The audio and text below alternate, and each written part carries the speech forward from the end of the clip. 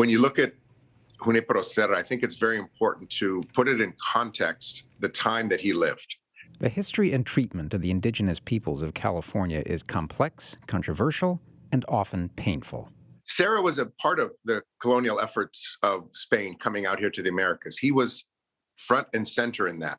St. Junipero Serra, a devout Franciscan, came to the Americas to proclaim the gospel and bring souls to Christ.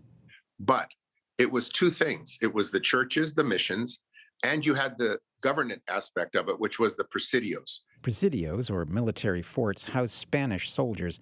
Scholars say Serra saw native populations, particularly women, being abused by the soldiers and others living at the presidios, which prompted him to move the mission away from the dangers. But he didn't stop there to protect native communities. He goes to Mexico City with a lengthy memorandum of something like 8,000 words, insisting on the observance of what we would today call the human rights or the civil rights of the native population. So Serra was a great defender of the rights of these people whom he loved and wanted to see saved, eternally saved. Pope Francis proclaimed Junipero Serra a saint in 2015 during his visit to the United States. He is the first Hispanic saint of the U.S.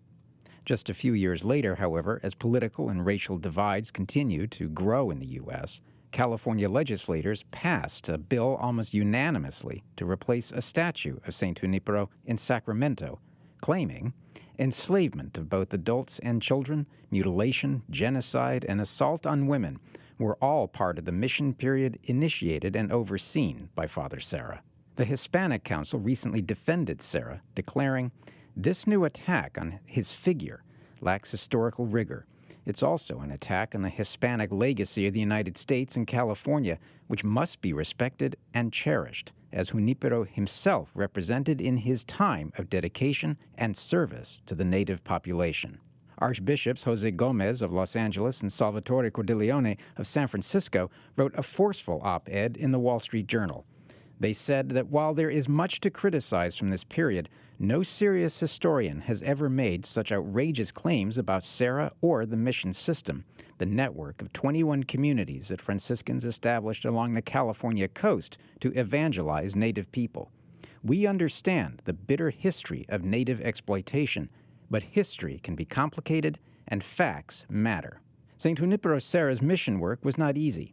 He left a prestigious position as a scholar in Mallorca, traveled to the New World, and was a great architect of the missions in California during his lifetime. And the acknowledgement that this man, quite apart from the supernatural realities that he brought to the natives in terms of opening the gates of heaven, brought extensive contributions at the natural level.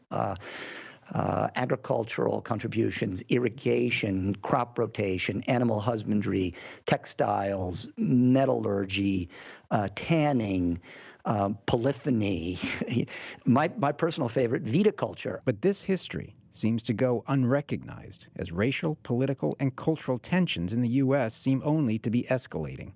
Attacks on his legacy continue. Statues of Serra have been taken down across California. Especially shocking was the assault on the statue in Golden Gate Park in San Francisco. Serra is taking the blame for everything that happened bad in colonial times. Assaults that scholars say are undeserved. This absolutely heroic man who just gave his life to his last breath so that people could spend eternity with their Creator in heaven.